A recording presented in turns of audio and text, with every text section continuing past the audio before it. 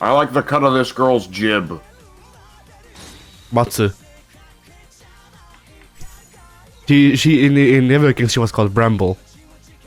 Bramble. Yeah. I forget what they named Toshie.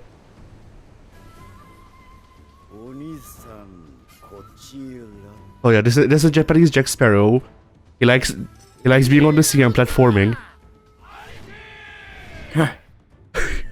the issue with like I really like Chosokabe. He's a nice character, but he will forever be a platforming man for me, and I don't like that because the platforming in Yukiden suck. Yeah. It's him. I forget his name. Bring it on, man. And we just got both him and the other guy Preacher Man, even though neither of them are Xavi. I got up and then literally died to the chainsaw guy immediately. Alright, I'm here now. So yeah, the more we play this game, the more I start to think that the freaking quad damage rusty weapons level 1 freaking heaven run might not be a good idea. No. But it would be a challenge. Yeah.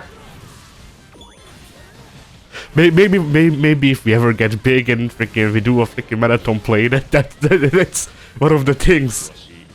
Yeah. That would take like the whole day probably to beat, honestly. Yeah, it depends on the characters we pick. Even if we know our characters, dude, like the basics would just freaking kill us. Right, that's why you pick the cheapest characters in the game. True. Oh man, I was not excited for today's recording because this is what it's gonna be. I mean, I can turn the difficulty down. You see, we just play the game on easy, and then I edit this part out, and people won't know that we're not playing on heaven anymore. Even though I never. I don't think they. Yeah. I don't think we were setting out with we beat all characters on heaven difficulty. Yeah. If we were, I think we already failed that because the first 2 or 3 characters we definitely played through on easy. Yeah. But yeah, also yeah. I never did the party where we first chose heaven, so it's like nothing changed. It's just for some reason the easy level enemies were killing us in 1 hit. Yeah. I wonder what that guy's actual name is. I wonder if it's actually your like freaking Shujinko. Because I think that's the thing he yells.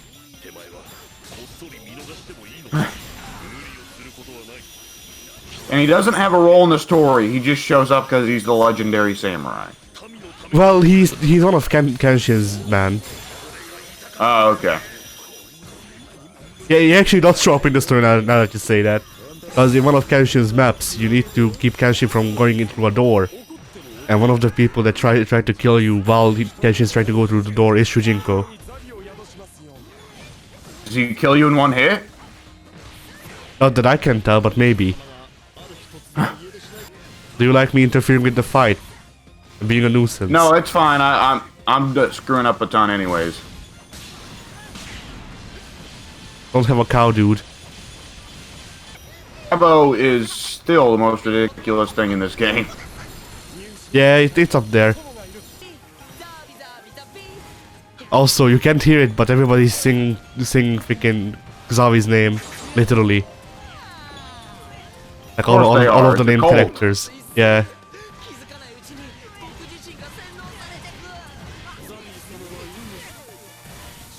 This is one of those cases where Japan's kind of like, ah, Westerners are idiots, aren't they?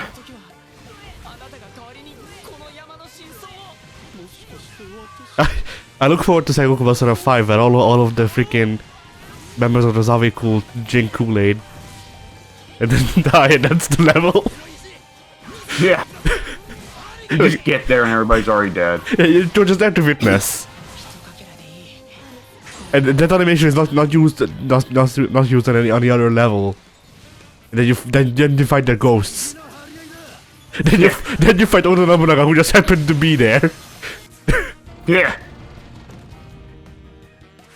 Oh shit, look at that. Everybody's fucking dead. How'd that happen? Oh, this does actually make some sense lore-wise too, because Mori and Motochiko are freaking rivals. Well, that's the important part here, staying true to history. Yeah. There's something amusing about dropping the bear on somebody. Yeah. It's one of Matsu's better combo tools I've found when I played her. Imagine getting stuck in this. Yeah. The bear's doing most of the work, honestly. Alright, there we go. The small child did not expect to be beaten to death by a bear. I wish I could go fast. You're not enough of a Sonic. Motochiko is my favorite Sonic OC. Gambling time. It's for the kids. Remember, kids, all the national heroes used gambling to win. Actually, I'm pretty sure Shibasako is supposed to be a villain. Because Motochiko called... Because he called... Well, Motochiko called him Ieyasu's assassin, so... I'm not sure if by that he meant working for Ieyasu or he killed Ieyasu. Either way... Either way, I got a gigantic pot to fall on my head. You know what this game needs in addition to all this gambling? Yeah? Some hookers and drugs. Wouldn't you agree? Maybe. What am I saying? We've already got the ninja, so there's hookers. Yeah. But that's only one. That's only a hooker. That's not hookers. Hooker, yes. Oh, it's a sad day when you only got one hook. What this game needs is actual real life gambling. Put into it, which I'm sure Ono will provide. Yes, which I'm sure Ono will provide. Yeah. Pre-order Sengoku BASARA 5 to get Tatema Samune as a playable character. Nah. And first Ono's gotta announce his presence to the series by starting us off with Sengoku BASARA fighting Jam. Yeah. There's only 8 playable characters. They are obviously all taken from different games, and for some reason the backgrounds are all really low resolution pictures from Devil Kings. There's only 8 playable characters, and 5 of them are Blanca. He's not even in Sengoku BASARA, what the hell? Oh yeah, we need to cook now. Because the actual rivalry between Masamune and Yukimura is they're both long. Why am I freaking speaking English so hard right now? They're both young Ryans. Freaking hell! I'm not putting on a bit. I just legitimately cannot speak English properly for some reason. Yeah. Every Japanese character is a young lion. Fuck. Not all of them. Motochiko is not, he just looks like Yakuza one. ignores it because Yakuza tries to be semi-realistic, even though it also is openly quite silly. I think they only like young lion type characters in this game, or Yukimura and Masamune, because there are other young characters, but they're usually not long like that archetype.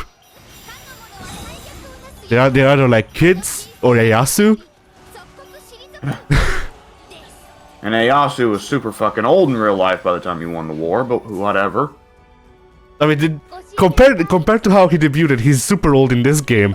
Like, dude legitimately looked like he was, I don't know, like freaking 10 years old, and now he's at least 16. We've not been to the Kremlin in a while. Which one? That one looks like the Kremlin to me with the blonde girl. Yeah, Maria, yeah. The girl who's clearly white and blonde and blue-eyed. Because she's supposed to be. She's European. And she's built the Kremlin in the middle of Japan. Yeah. I'm really full of piss and vinegar today, aren't I? Yeah.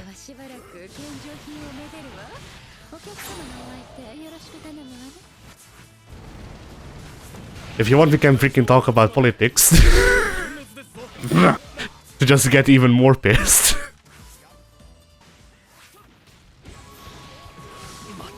I feel like politics actually pissed me off less than anime. Maybe. I don't know. for example, I don't like how people make fun of the freaking we live in a society thing, because on a level I understand it, because it people freaking do it for the stupidest shit. But I feel like it implies that no change in society is ever needed. Well, the trouble is that we live in a society isn't a fucking precise criticism. It's just saying, True, but I brought it up in, like, the thing is, whenever I see an actual thought out argument for change, people just reply, we live in a society. And it just shuts down our discourse. Like, if people legitimately are just saying we live in a society, therefore bad things, then yeah, they're not freaking trying to do discourse properly.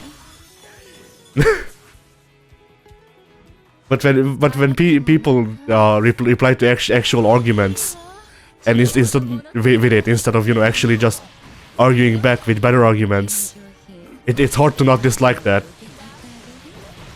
It's one of those things where people want an instantaneous argument. You know, a way that they don't have to argue a point by fully talking it out. They just can make one simple statement and be like, oh, so that's the... So it's one of those things where if they're saying that, it's because they believe your position is whiny, or generally that you're making a very incel-y statement, or alternatively a very... Well, it's difficult to say after the Joker movie came out, because the Joker movie was very leftist, but before that, the We Live in a Society thing was very right-wing, but regardless, it's generally saying incels bitching about being incels, you know? Yeah. I don't know, I just find that a lot of my issues with society right now is that I feel like people are accepting freaking mediocrity and not striving for freaking better results. And when they are trying to strive, or when they are freaking like, alright, we need to improve, they, instead of actually, you know, just trying to move along with things, it's just, okay, so here we are now, let's move in a freaking 90-degree angle, and that's improvement now.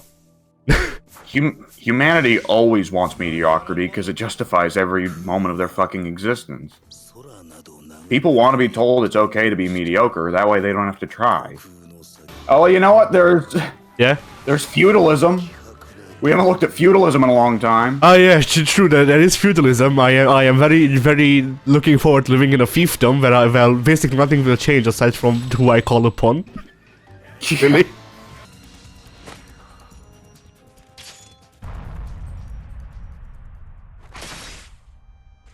What the hell? Ninja. He's flash stepping in the air. Yeah, he can. I do a cycle crusher in the air to be able to air dash, dude. Ah, that's awesome. I mean, like, I've been thinking about this a lot lately, but like, evolution-wise, lizard brain tells us always take the path of least resistance, right? Yeah. Well, the path of least resistance is mediocrity. Yeah. I don't know, I've just been freaking raised to strive to be a better person, and to also conquer all of the world because I grew up on freaking anime. I'm gonna become the Hokage one day. One day I will rule as Hokage over all of the world. Imagine if an actual dictator rose and declared themselves Hokage. And he comes out and gives speeches in the fucking 4th Hokage's ridiculous getup every time. All of them had that. Most of them just didn't wear it, but Naruto wears it. Oh. Also, Naruto's Hokage gear ain't terrible looking, personally.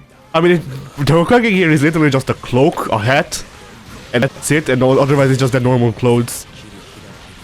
Oh, I was thinking of the gear that the Hokage wears when he fights. Oh, that's just what the 3rd Hokage wears. Or which one? The Naruto's dad? No, not Naruto's dad. Minato. What was his name? Minato? Minato is Naruto's dad, the blonde one. No, the one that got killed by Orochimaru. Yeah, Sarutobi. I forget his actual name. It wasn't Sasuke, because that was his grandfather, I believe. But yeah, it's Sarutobi. Yeah, that's actually just the stuff he wore, I think. Or well, actually, I think that was his battle outfit, but that's not the official Hokage battle outfit, because the 4th Hokage just continued wearing his freaking Jonin costume. Naruto just wears like slightly upscaled version of his Part 1 costume. And most other guys didn't even wear the freaking Hokage robes. They just wore normal outfits that described them, I guess. Yeah.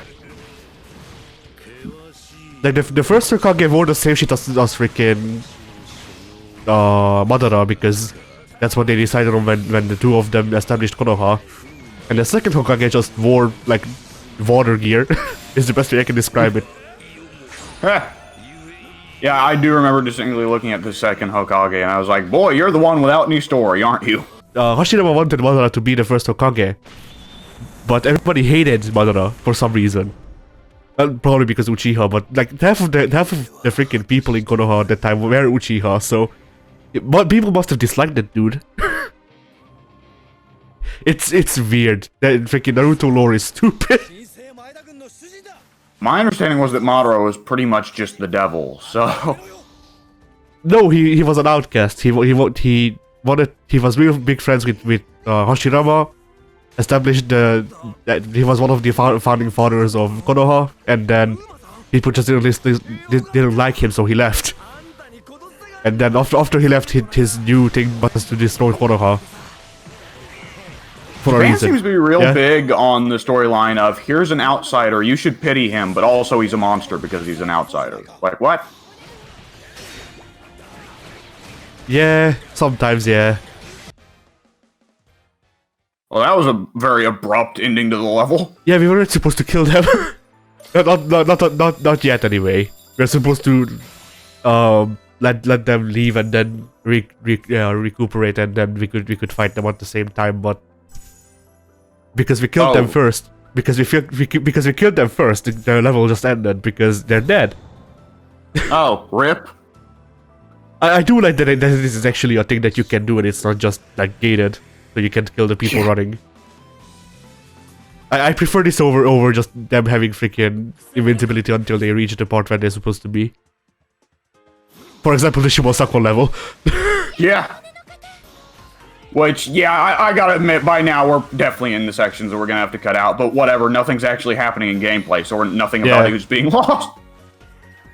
And this would be silly if we were doing like a freaking cool-ass boss fight, but we're not. Speaking of... Yeah. Boat!